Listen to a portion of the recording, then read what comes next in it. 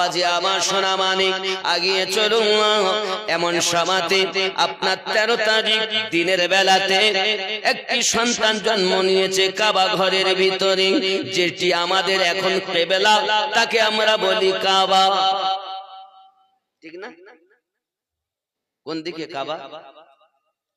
ওপর দিক? কোন দিক? পশ্চিমে। পশ্চিমটা কিন্তু ফ্যাক্ট নয়, ফ্যাক্ট হলো কিবলা। আমাদের দিক থেকে যেহেতু পশ্চিমে পড়ে, তাই আমরা বলি পশ্চিম। আমরা পশ্চিমকে কিন্তু দিককে সাজদা করি না, আমরা সাজদা করি আল্লাহকে। কাবাকে কিবলা বানিয়ে, কাবা কিবলা, আবার কিবলাকেও কিন্তু সেজদা দেই না। সেজদা দেই কাকে? আল্লাহকে। তাহলে উত্তর দিকে আল্লাহ নেই, দক্ষিণ দিকে, পূর্ব দিকে, তা আল্লাহ কি যখন দিব তো উত্তর দিকে দেব? যে হবে না। কেন হবে না?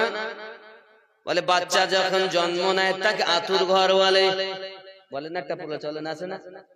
হে বাবা আতুর ঘরের দিকে আল্লাহর নবী যখন আল্লাহ পাকের কাছে চেয়েছিলেন, আল্লাহ কাফেরেরা আমাকে বলে আমি কেন বাইতুল মাকদাসের দিকে ফিরে ফিরে নামাজ আদায় করি?